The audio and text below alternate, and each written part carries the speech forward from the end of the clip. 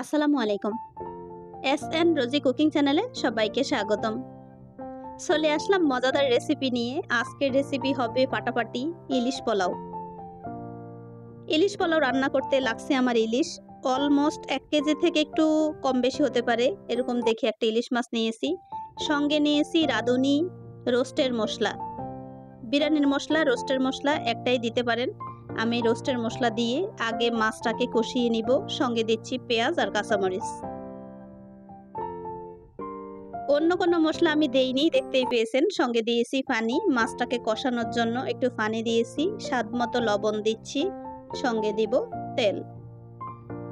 তেলটা একটু বেশি দিব, আমি যেহেতু বিরিয়ানি রান্না করব, বিরিয়ানিতে একটু তেল লাগবে, তাই একটু বেশি করে তেল দিয়ে মাছটাকে ভালো করে কষিয়ে নিচ্ছি।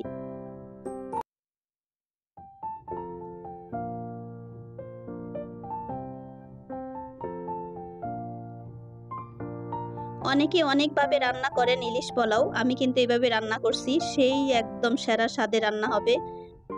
দেখতে যদি অত সুন্দর হবে না, কিন্তু খেতে কিন্তু ভীষণ মজার হবে। ইলিশ মাছটা যখনই কষানো শেষ, আমি তুলে নিচ্ছি আলাদা একটা বাটিতে।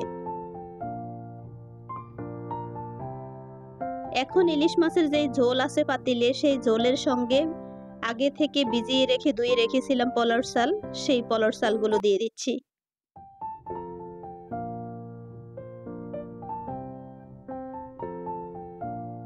ইলিশ মাছের ঝোলের একটা ফ্লেভার আছে। এখন যখন চাল এইভাবে কষাতে থাকবো, আমি কিন্তু একবারে পানি দিয়ে দিয়েছি চালের মধ্যে পরিমাণ মতো। চালটা যখন একটু কষানো হয়েছে, এখন উপর থেকে ইলিশ মাছগুলো ছেড়ে দিচ্ছি। একদম আলতো হাতে একটু হালকা করে নেড়ে দিব।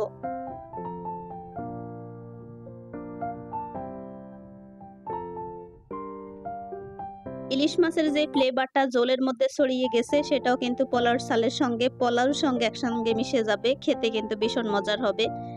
দেখতেই পেয়েছেন 10 মিনিট রান্না করার পরে এই অবস্থা। এখন হালকা করে ইলিশ মাছগুলো উপরে তুলে দিব।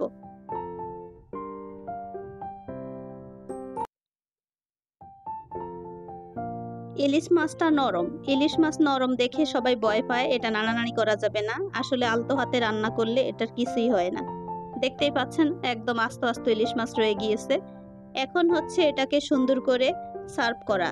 সঙ্গে আমাদের ডাক্তারবাবুর জন্য একটু মিহি সালাদ, এই সালাদটা ওর খুব পছন্দ। শসা, গাজর, কাঁচামরিচ, পেঁয়াজ একসঙ্গে দিয়ে এটাকে কুচিয়ে নিয়ে হাত দিয়ে মেখে নিয়েছি লবণ দিয়ে। এখন দিব টক দই। বেশি করে টক দই দিয়ে একটু টকটক করে তারপরে এই সালাদটা আমার ডাক্তারবাবু খুব পছন্দ করে, তাই ওর জন্য এটা করা। যদিও আমি তো বিরিয়ানি, পোলাও, মাংস এগুলো খুব অপছন্দ করি, এখন ওদের জন্য একটু খেতে হয়, রান্না তো ওদের জন্যই করি। যাই হোক, আজকে কিন্তু ফাটাফাটি ইলিশ পোলাও আমার ছেলের খুব পছন্দ।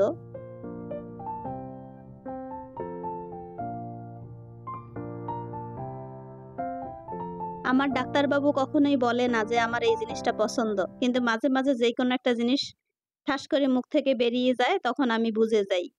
তো আজকে ইলিশ পোলাও রান্না করছি, ও খুব মহা খুশি। ঘরের মধ্যে ইলিশ পোলাওর গন্ধে একদম ভরে গিয়েছে। ফ্লেভারটা অন্যরকম থাকে পোলাও রান্না করলে, খিচুড়ি রান্না করলে, যাই কিছু রান্না করেন ঘরের মধ্যে কিন্তু অন্যরকম একটা ফ্লেভার থাকে। তো সে কিন্তু আজকে অনেক ভীষণ খুশি।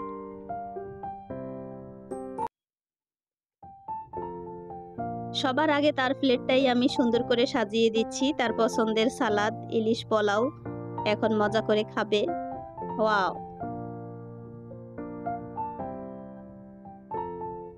এই হচ্ছে আমাদের ইলিশ পোলাওর ফাইনাল লুক। দেখতে কেমন হয়েছে কমেন্টে জানাবেন। নতুন আরেকটা রেসিপি পাওয়া পর্যন্ত সবাই অনেক বেশি ভালো থাকেন। আল্লাহ হাফিজ। আসসালামু আলাইকুম।